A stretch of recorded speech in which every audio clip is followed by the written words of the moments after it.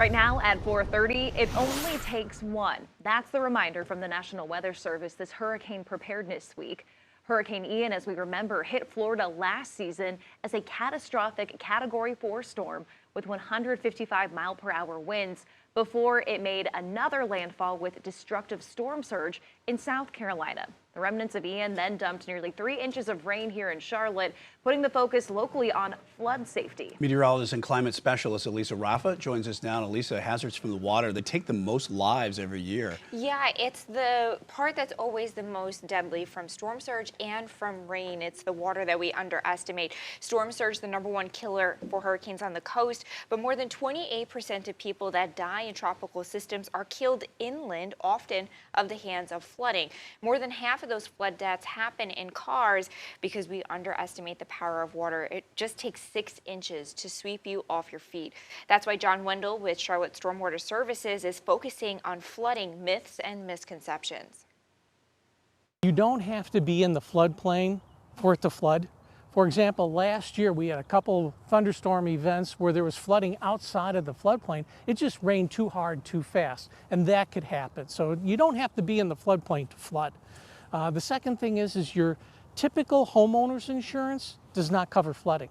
So you have to ask your insurance agent to include flood insurance on your policy. You're looking at Chantilly Ecological Sanctuary. It's one of the most flood-prone spots in Mecklenburg County, and there used to be more than 350 apartment units there. The county bought out the apartment complex after some flooding from Tropical Storm Faye in 2008. The proactive buyout program has helped communities avoid $25 million in damage and is estimated to prevent another $300 million of damage in future losses. I remember that very well. I've done a lot of stories sitting at that old apartment complex when it flooded and rained. A proactive move there. So, Elise, you did just show us the floodplain. Does this always happen near a river or a creek, and are they changing at all? Yeah, so the floodplains are set up near the rivers and creeks, and the rivers and creeks naturally will, crest and rise and sink. That's what happens, right? And it's natural and okay for some of that water to spill out. But the problem is we're building in the flood zones, which is why that buyout program tries to avoid that damage and get people out before the flooding keeps happening. Now, these floodplains are constantly being redrawn because of the rapid growth of the city.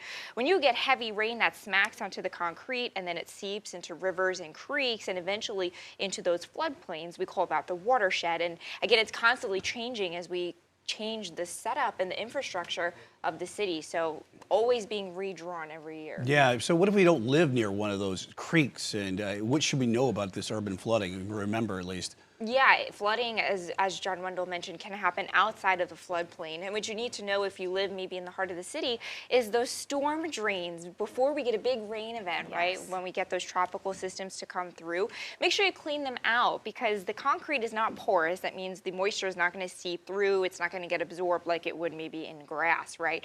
So it hits the concrete and then it rushes into everywhere else. If you don't have the storm drains, that's when it's going to pile up on the streets. We have more than 100,000 storm drains in Charlotte, and if they're clogged with your garbage, your leaves, your lawnmower clippings, they can't do their job. So before we get a big rain event, especially when we get those tropical systems that we know are getting more intense as far as rainfall goes, they are dropping heavier rain because of warmer air and warmer oceans.